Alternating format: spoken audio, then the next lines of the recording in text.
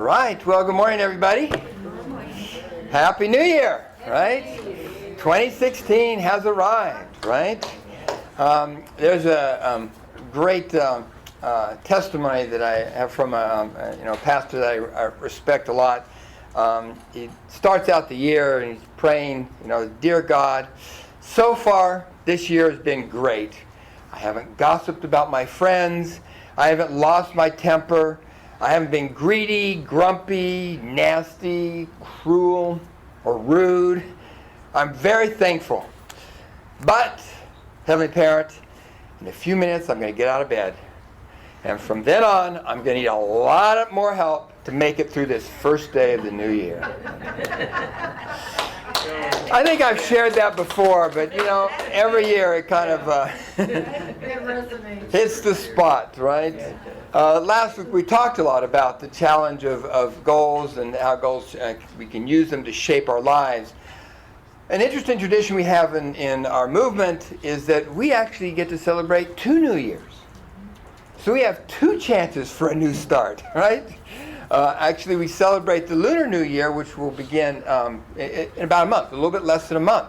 And the first Sunday of February actually will be our celebration of the Lunar New Year. It will be what we call True God's Day or Heavenly Parents' Day. So that's coming up. And so we also have a little wiggle room. We can also make our goals and that. Actually, over the next couple of weeks, and especially in February, we'll be having a lot of important events, providential events. The Foundation Day, True Parents' birthday celebration, and also the rededication and international blessing marriage happening in Korea and actually all around the world. So I was thinking for the next few weeks, it would be useful to focus in a little bit on building the Heavenly Kingdom, on Cheon Il Guk. Cheon Il Guk is the term that we use when we talk about building the Heavenly Kingdom. And truly the purpose of our movement is not just that we can have a big church and more people and like that. The purpose is to build God's Heavenly Kingdom, to create an ideal world we call Cheon Il Guk, the Heavenly Kingdom, the Korean term for Heavenly Kingdom, where God and human beings are united in love, in that loving relationship. So there's lots of views about, what's the Heavenly Kingdom going to look like.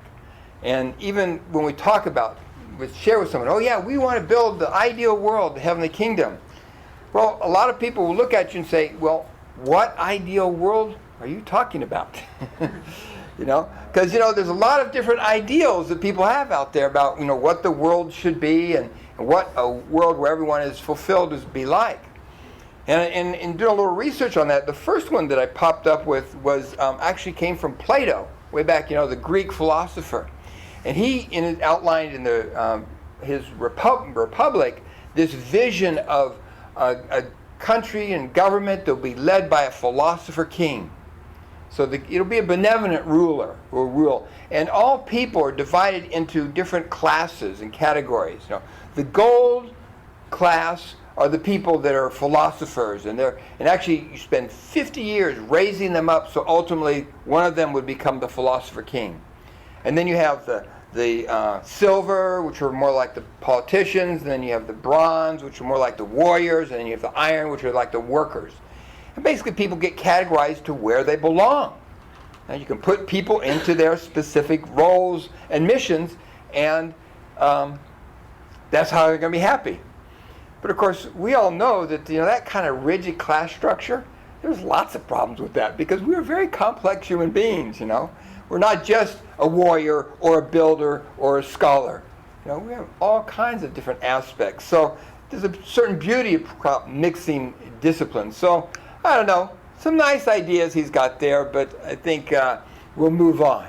So another strategy, and this sometimes, pops up all the time, is the hedonistic or pleasure-centered utopia.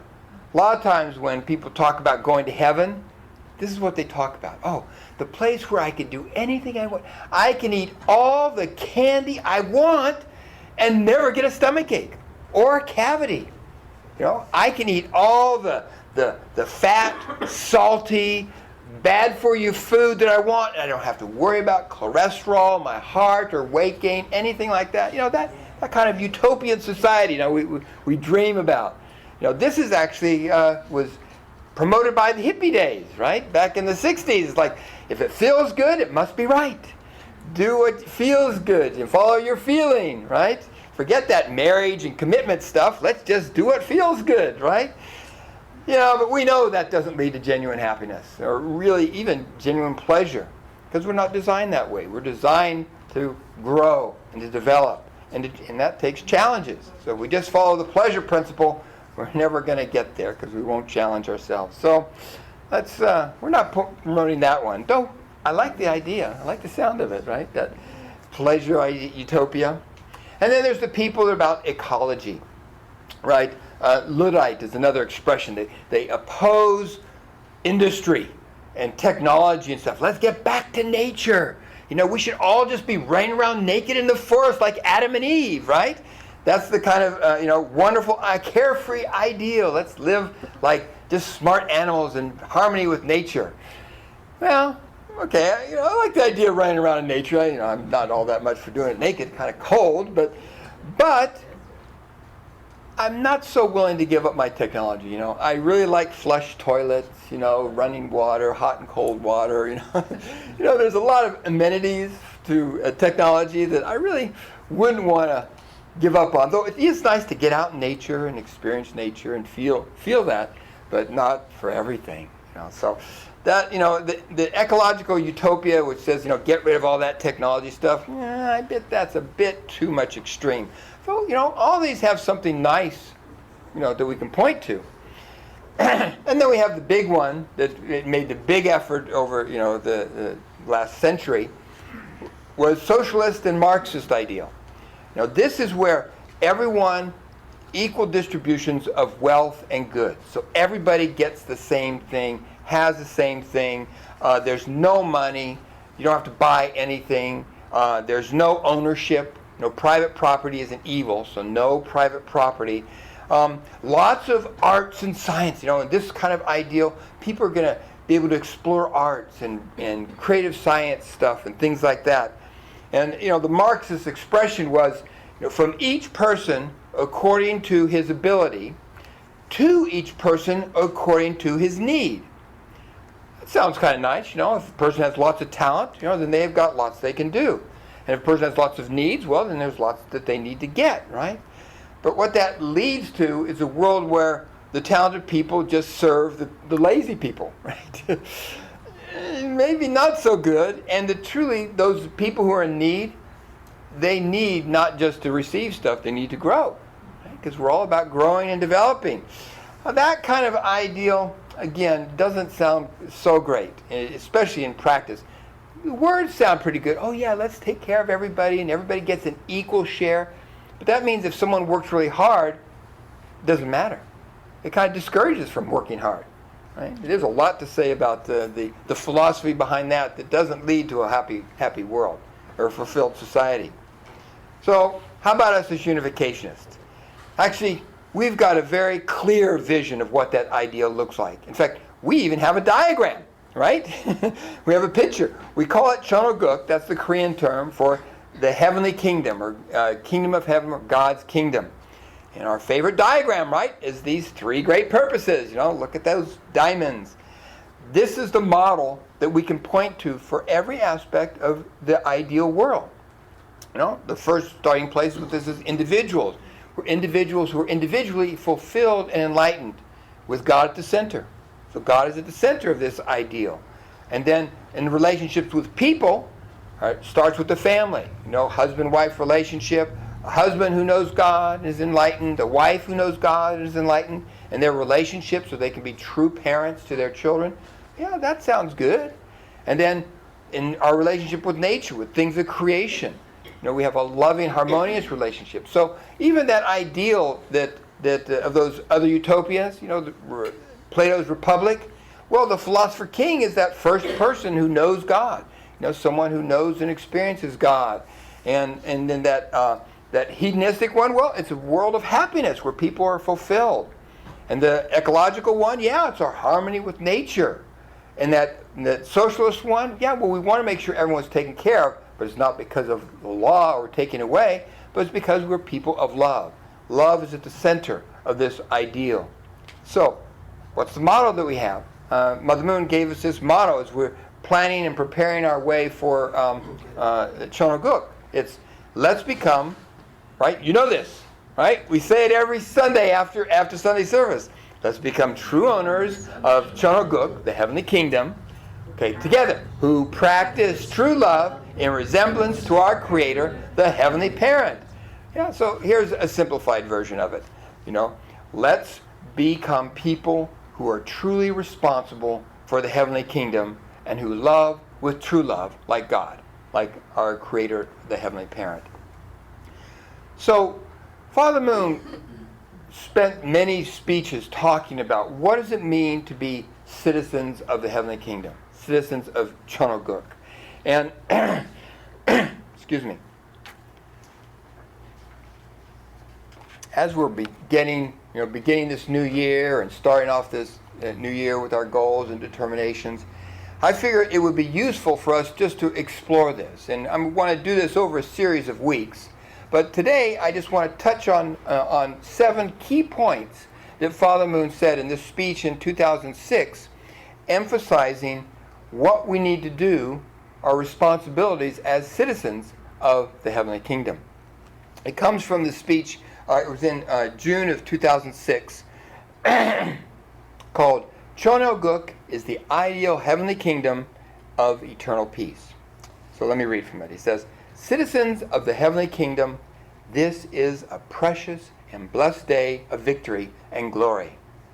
I will declare the fundamental duties and mission that every citizen of Cheon Il Guk should understand and live by as they walk the way of heaven.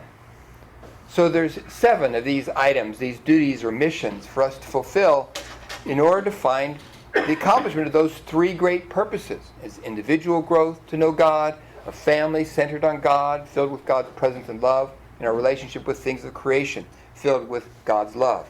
So today I'm just going to review them, just touch on all of them, but then we'll start over the next couple of months doing a series where we'll explore each one of them in depth.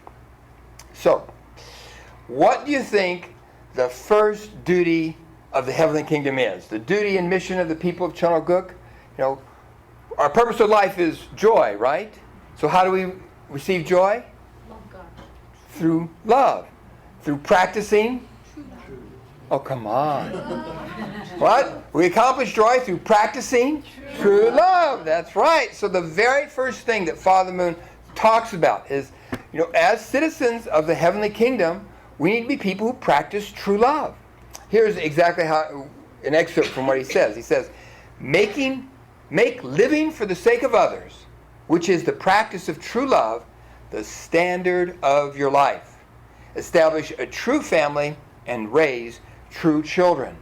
So it begins with the family, the 4 realms of heart, parent-child love, husband-wife love, brother-sister love, all of these relationships. This is the very beginning point as responsible citizens of the heavenly kingdom that God's calling us to do. And then the second point is to unite our mind and body and follow our conscience. So here's a quote from Father Moon. Place your conscience in God's position over your life. If you think about the challenge that we have faced, even in our process of growth, we're developing mind-body unity, self-discipline, self-control. Just from the very beginning, our body tends to want to do the lazy thing. Right? I don't know how many of you this morning woke up, heard the alarm, I heard Eleanor up and around. Oh, it's time to get up. And this old body said, yeah, but you could probably sleep a little bit longer. This whole mind-body wrestling act. There's all kinds of opportunities that we have for the mind and the body to have a gentle disagreement. But we want the mind to be leading the body. This is the self-control. And leading the mind should be our conscience. Because our conscience is what tells us, okay, maybe you shouldn't be going that way. Then the mind can say, okay, body, maybe we shouldn't go that way. And the body says, why not? So becoming people who follow our conscience. And Father Moon emphasizes and encourages that a lot. That God's going to work most powerfully in our lives through our conscience to speak to us powerfully and directly. Immediately, even closer than God. We can say a prayer and talk to God, but our conscience is there whether we're praying or not. Right? So right there. So the second point is uniting our mind and body, developing ourselves, our self-discipline, self-control, and following our conscience. And then the third point, he says, is educate and bring God's children home.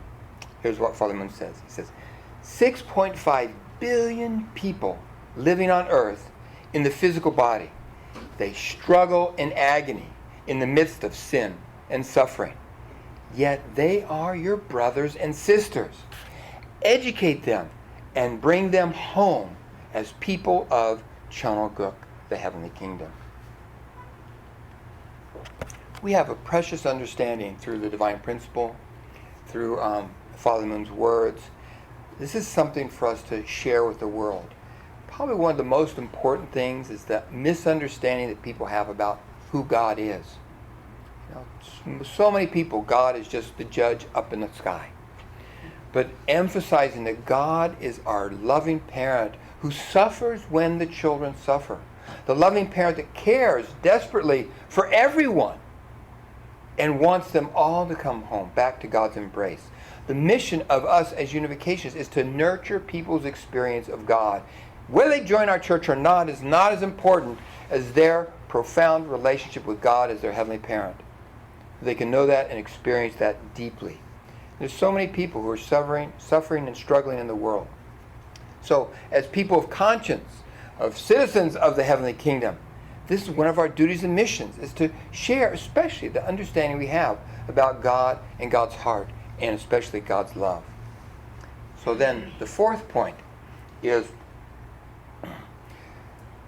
we're spiritual beings.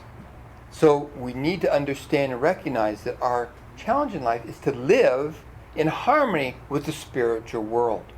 Here's how Father Moon says it. He says, communicate in prayer with the heavenly world with sincerity and dedication, so that you may become perfected in your spirit self while you are living on the earth. The purpose of our life is to cultivate and grow our spiritual selves. And we do that through cultivating heart, actions of love in our lives, generating vitality elements that nurtures our spirit. So understanding the reality of the spirit world is also an important thing. This is why we need to educate the world so that people can understand about the spiritual world. But in our lives, cultivating and practicing this harmony with the spiritual world, understanding the positive and negative influences that are present in our lives, and taking action on them. And also the role we have in changing that spiritual environment and affecting our ancestry in our lineage. So then, the fifth point is to overcome selfishness and to make a contribution, to be people who contribute to the larger whole, the larger purpose. Of course, this is connected with becoming people of true love who live for the sake of others. Father Moon says, you must cut away and cast off your mask of selfish individualism. It's so easy, especially for people of faith, to become self-satisfied and self-righteous, right? We don't want to go there. We think as soon as we start thinking, I'm better than other people, then Satan loves that. It's happy day. I know better than you. I'm going to shove this divine principle down your throat whether you like it or not, because it's true. And I'm right and you're wrong. Right? Oops. Oops. No. We overcome that kind of selfish thinking and be people who contribute to others. Who contribute. And also, in terms of our finances, God wants us to be prosperous people. Right? So the more we prosper, the more opportunity we have to give. Unless we're prosperous people, it's hard to give. But this is where, of course, tithing comes in, and making donations, and freely doing it. Not because it's the rule or the law, but because, going back to number one, practicing true love. A motivation of heart, that we contribute and use our abilities, our prosperity, to make a positive difference in the environment and the world around us. God has great hope, and the people of Cheon Il Guk, the people of the heavenly kingdom, can have that influence in the world, influence on our environment. And then number 6, Father Moon says, care for nature. Actually, he talks a lot about this in many, many talks. This is, again, the ecological utopia, right? Father Moon says, please have the wisdom to protect and love nature. To love nature is to love God and humanity. Now, regardless of what you think about global warming or whatever, we know that human beings are polluting the planet. You know, that we're doing a lot of destructive things to the environment that we don't need to do. We're creative people. We're brilliant people. If we put our minds to how do we address problems of pollution and waste and things like that. Positive solutions. Creative. To genuinely love creation and live in a harmonious relationship, which doesn't mean that we have to, run naked in the forest to be, in harmony with nature. No, we can use our technology in science and development in a harmonious way to complement, to be good stewards with the creation.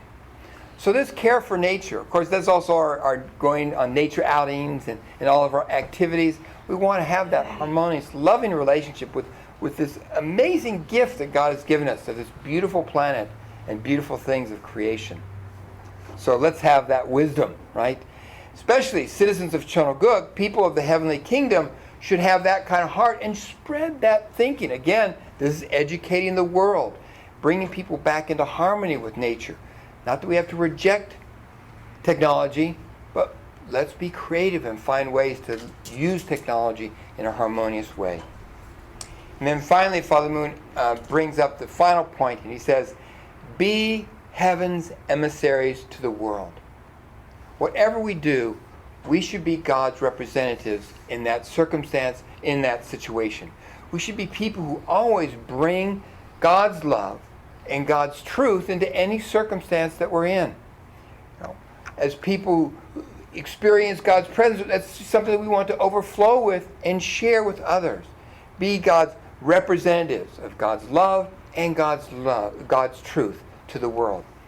Here's how Father Moon puts it. He says, you have the mission to make this era blossom and bear fruit in blessing and glory. Woo, big challenge there. Therefore, please become heaven's emissaries, fulfilling the dual missions as the Peace Kingdom Police Force and the Peace Kingdom Corps. Serve humanity under the banner of the Universal Peace Federation, which he also refers to as the Able United Nations. So what does it mean to be the Heavenly Peace Force, police? Well, I don't know it means, everyone arm themselves and we're going to be the police, but one thing that we do know from our understanding of the principle is that we are peacemakers. We know how to bring harmony between different views and perspectives. We are empowered to be powerful people who deal with conflict and bring harmonious resolution to conflicts because of our unification's perspective. The ability to see the value in all points of view and look for the common bases and bring them together. This is what a heavenly police force does. We bring harmony where there's conflict. We bring resolution in those kinds of situations. And then the Heavenly Peace Corps, well, that's about just like the regular Peace Corps. It's helping to build God's kingdom everywhere. Going to places where there are more needs. And using our understanding, the things we experience and know, to help benefit and raise up others. That's the Peace Corps side. It's helping to build substantially that ideal world, that heavenly kingdom. So, 7 points, worthwhile exploring, digging into, and challenging ourselves on. Especially, we're looking forward to the new year and as we're making determinations and setting our goals, we check ourselves on each one of these points. We're all citizens of the heavenly kingdom. So how much are we fulfilling the obligations and the duties of being a good citizen in this heavenly nation? So, as I said, over the next couple of months, we'll be exploring each one of these in depth, so we can just dig into what does it mean to fulfill these duties and missions. And especially, of course, we have coming up next week and the next month, lots of providential activities.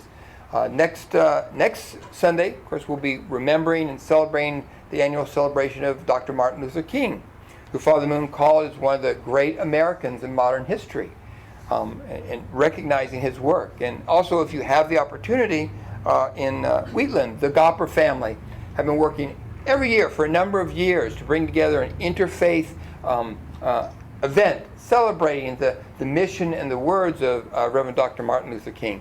And it'll be up in Marysville. Again, if you have an opportunity, please contact Marie and see if there's a way that you can help. If nothing else, let's just go and support by participating and being there. But then at the end of the month, or the beginning of next month, the first Sunday of the month, we'll be celebrating Heavenly Parents' Day, February 8th. And then a True Parents' Birthday will be February 13th. And then Foundation Day and the Blessing of Marriage will be February 20th. Well, we've got a lot of exciting providential events, part of this heavenly kingdom, right? Part of the institution of Cheon Il Guk. So over the next months, we'll be digging and exploring all of these things along with celebrating these milestones, providential milestones.